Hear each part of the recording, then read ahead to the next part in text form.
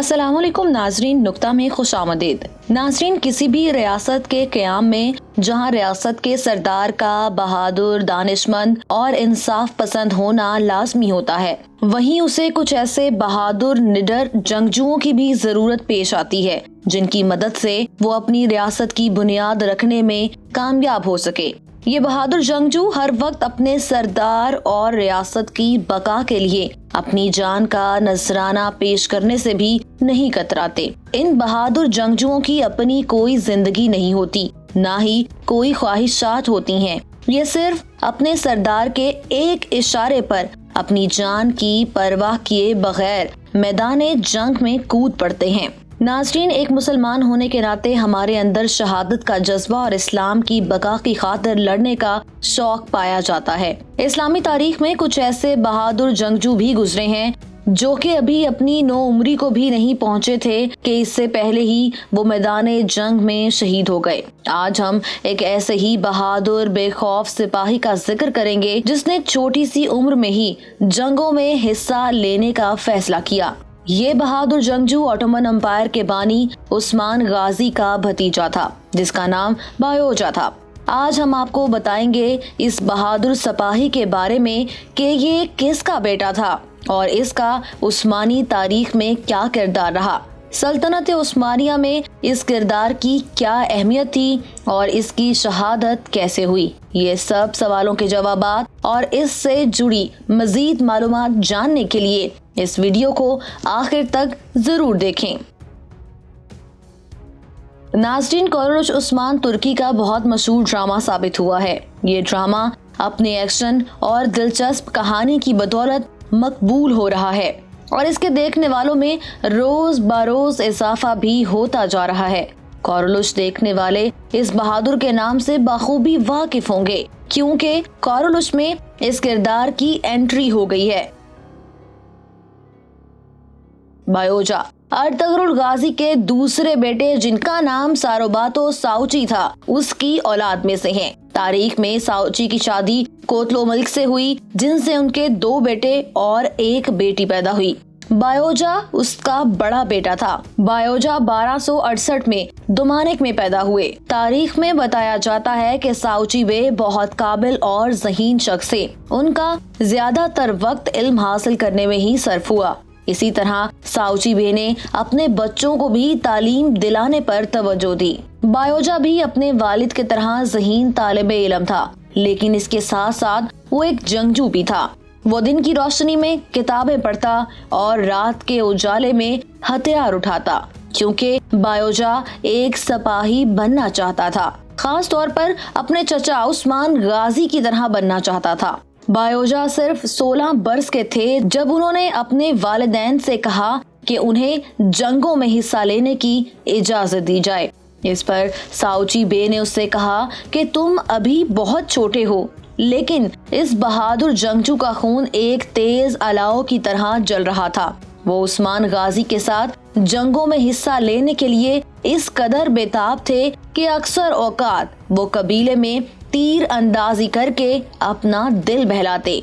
नाजरीन, याद रहे कि 1286 ईस्वी की बात है जब उस्मान गाजी चारों जानिब से बाज़ंतीनी और सलीबियों में घिरे हुए थे और हर दिन उनके लिए एक आजमाइश का दिन था।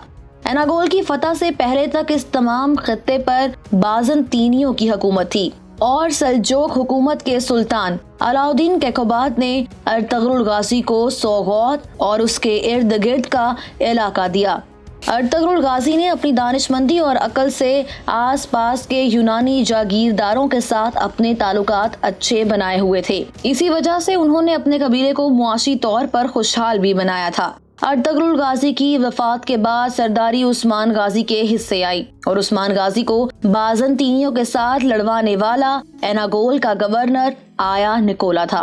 आया निकोला ने इन रास्तों पर मुश्किलात खड़ी करना शुरू कर दी जिस पर से गुजर कर सोगात से दोमानेच जाया जाता था। इसके बाद आया निकोला ने बाज़ंतीनियों के साथ मिलकर عثمان غازی کے خلاف ایک فوج تیار کی۔ اس پر عثمان غازی کو بہت غصہ آیا۔ عثمان غازی نے قبیلے کے تمام جنگجو اکٹھے کیے اور انہیں بازنطینیوں کے خلاف لڑنے کی تربیت دی۔ ان جانبازوں میں ساؤچی بے کا بیٹا بایوجا بھی شامل تھا۔ عثمان غازی نے 3 سرحدی کمانڈر تیار کیے اور ان کی ذمہ داری یہ تھی کہ یہ سرحدوں کی حفاظت کریں گے اور کسی بھی جنگ کے نتیجے میں باقاعدہ منظم فوج کے حملے سے پہلے ہی یہ فوج حملہ کر دے گی۔ یہ فوج تشکیل دینا اسی لیے بھی ضروری تھا کیونکہ عثمان غازی کی زمینیں انتہائی خطرناک مقام پر تھیں، یعنی عثمان غازی کے علاقے کے شمال کی جانب بیلچک، یار حصار اور ازنیک کے قلعے تھے، مشرق کی طرف ہرمن اور کارا چاسار اور مغرب کی طرف ایناگول، کیسٹن اور بورسا کے علاقے تھے۔ اس کا مطلب یہ تھا کہ عثمان غازی اپنے چاروں جانب دشمنوں سے گھرے ہوئے تھے۔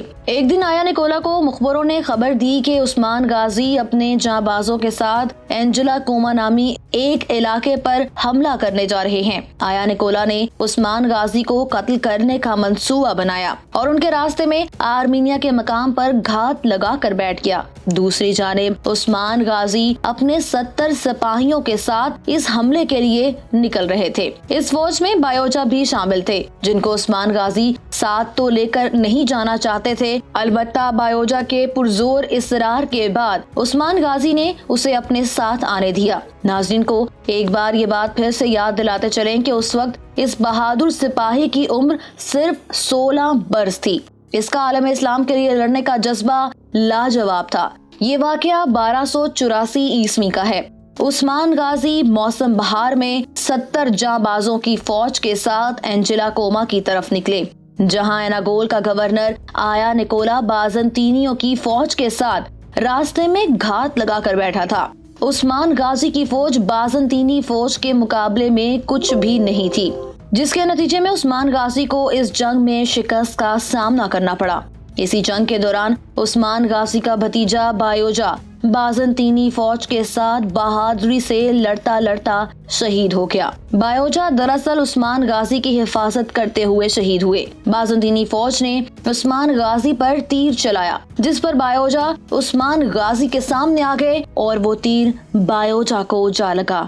اس طرح یہ نو عمر 16 سالہ، جو کہ ابھی اپنی جوانی کو بھی نہیں پہنچا تھا، شہید ہو گیا۔ اس بہادر کی قبر آج حمزہ بے نامی جگہ پر ہے۔ ناظرین، بایوجا کا اس 70 سپاہیوں کی فوج میں شامل ہونا اس بات کا منہ بولتا ثبوت ہے کہ بایوجا اپنے چچا عثمان کی طرح کارا تھا۔ کارا کا مطلب ہے بہادر، اور اسی وجہ سے بایوجا کو اس لفظ کا خطاب ملا۔ اور یوں ارطغرل غازی کی وفات کے بعد عثمان غازی کے خاندان میں سے شہید ہونے والے یہ پہلے شہید ہیں جو کہ بازنطینیوں سے لڑتے لڑتے شہید ہوئے۔ ناظرین، اب ہم آپ کو کچھ بتاتے ہیں کورولوس عثمان میں بایوجا کا کردار نبھانے والے ایکٹر کے حوالے سے، جس کا نام یوگزکن دیمیکن ہے۔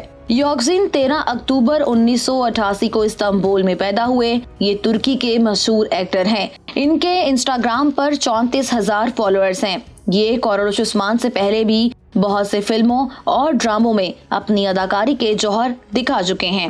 اگر ہماری آج کی یہ ویڈیو آپ کو پسند آئی ہے تو اسے لائک کریں، کامنٹ کریں اور شیئر بھی کریں، اور ہمارے چینل کو سبسکرائب کرنا نہ بھولیں تاکہ آپ کو آئندہ مزید ایسی معلوماتی ویڈیوز ملتی رہیں۔